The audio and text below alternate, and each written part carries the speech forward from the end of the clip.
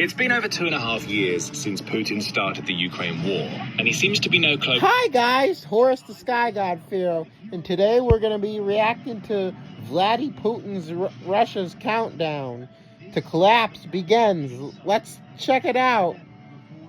It's been over 2.5 years since Putin started the Ukraine war, and he seems to be no closer to winning it. And with each day that passes, Putin's ambitions weaken not only his political position, but the foundations of the country he wants to return to glory. Putin broke his own country. The countdown to Russia's collapse is on, and time is running out for Putin. But how could this be possible? Despite all of his failures in Ukraine, Russia is still one of the largest political powers on the world stage, right? That may be the case for now, but Putin's terrible leadership, both in the war and outside of it, has set the stage for an imminent collapse. How much of a military does Russia have? Russia may never truly recover. And it all starts with Russia's economy. On the surface, Russia seems to be making out pretty well from the Ukraine war. In April 2024, the BBC reported on International Monetary Fund, or IMF, figures that suggest that Russia was on course to grow far faster than many of its European contemporaries in 2024.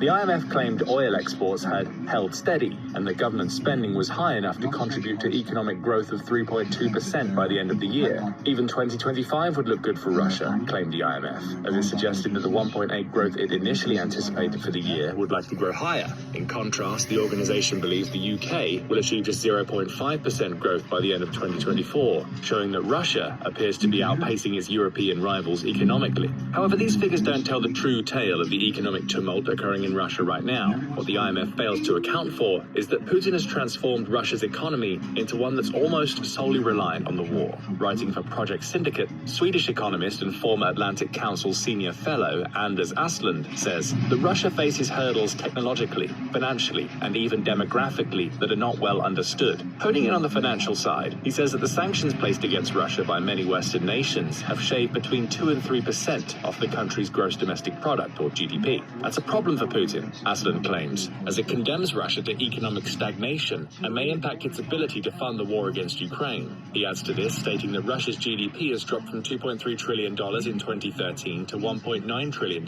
today, with the collapse starting when Putin annexed Crimea. It gets worse. Asplund claims there's hidden inflation within the Russian Federation, meaning prices are rising at an annual rate of 9.1%, at a time when interest rates have soared to 19%. Then there's Russia's national reserve to consider. It only has $55 billion left from a peak of $183 billion in 2021. The Ukraine war has drained that reserve, with Asplund noting that Russia will likely spend 10% of its entire GDP on the war effort in 2024. These are not signs of a healthy economy. The situation is so bad that The Hill prophesies an economic meltdown in Russia as soon as 2025. Immiserization and social discontent will grow in Russia as its economy tanks, claims the outlet, especially when Putin runs out of the resources he needs to keep his war machine running. War costs money, and despite what seems like positive economic growth figures for Russia, it's draining its national reserve, operating under the weight of massive sanctions, and is simply running out of the cash it needs to keep going. So what does this have to do with the Russian collapse? Regardless of whether the war carries on through 2025 or ends sometime soon,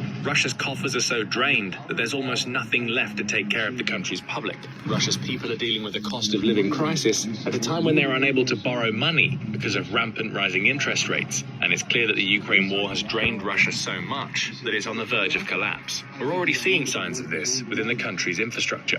In February 2024, NBC News published an article highlighting just how bad things are getting at home for the everyday Russian. It recounted the story of a 51-year-old woman named Elena Greskaya-Silko, who spent much of the previous winter nearly shivering to death in her one-bedroom apartment. Living in Novosibirsk, a city in Siberia, she saw temperatures dip as low as -4 degrees Fahrenheit in January. Yet she couldn't keep her tiny home properly. Multiple accidents, one on January 11th and another on January 17th, left her heating battery stone cold. Hot water pipes were bursting. Defects in the main heating systems kept warmth from flooding in. These are all infrastructural problems that have nothing to do with Ukraine and everything to do with the lack of investment in vital infrastructure.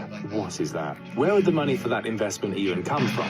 Putin is spending it all on his special military operation. Greskaya-Silko's story is far from unique. It's merely a microcosm of the infrastructural nightmare that is Russia in 2024. The situation highlights that Russia still runs on Soviet-era infrastructure, much like how its war machine heavily relies on Soviet weaponry, and the country is in dire need of upgrades that aren't coming. A considerable considerable parts of these networks were built during the Soviet era, the 1970s and 1980s, says a Russian economist named Igor Lipsitz. He goes on to say that the infrastructure is really worn out and needs replacing. But it's money, it's investment, it's work, so nobody's doing it, says the economist. Putin is paying lip service to fixing the problems. In October 2024, the Jamestown Foundation reported on a visit to the Siberian Federal District by a Russian presidential envoy named Anatoly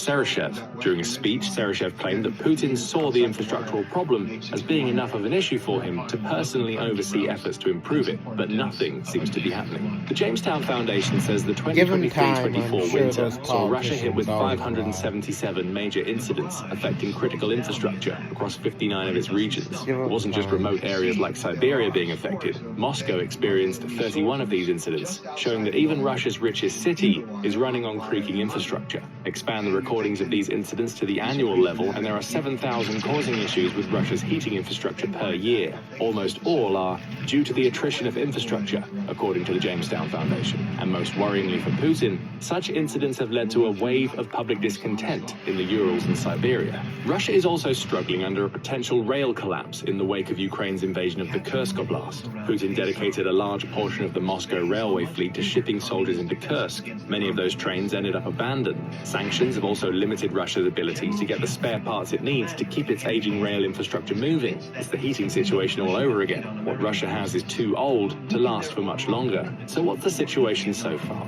Russia has plowed enormous amounts of cash into the war, leaving little to handle the country's widespread infrastructural problems. As the Jamestown Foundation points out, that lack of investment is nothing new. It's simply being highlighted at a time when Russia is blowing billions on a war that's actively damaging the country. Discontent is growing among the Russian population, and Putin's propaganda can't distract from the fact that many Russians are freezing in their own homes. Speaking of Russia's people, they offer another sign that Russia is on the verge of collapse. But it's not just their unhappiness with their leader that's the issue. Russia is dealing with a version of itself that simply doesn't have enough people to keep itself running. The Hill offered hints of this in its analysis of Russia's faltering economy. It points out that waves of Russian citizens left the country within months of Putin starting his special military operation. Around 1 million Russian professionals fled overseas, likely to avoid the prospect of being drafted into Russia's military. As for those who stayed behind and ended up being in that military, either due to mobilization or the lure of military contracts, over 720,000 of them are either dead or injured as a result of the fight against Ukraine. That's 1.7 million Russians, primarily men, who are either not here anymore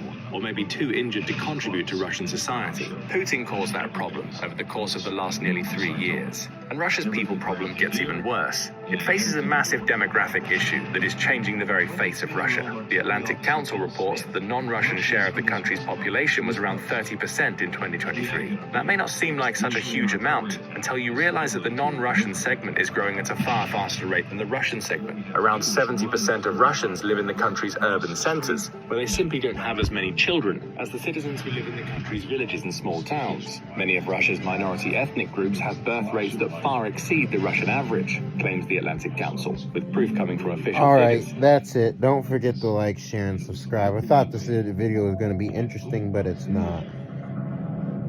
See you.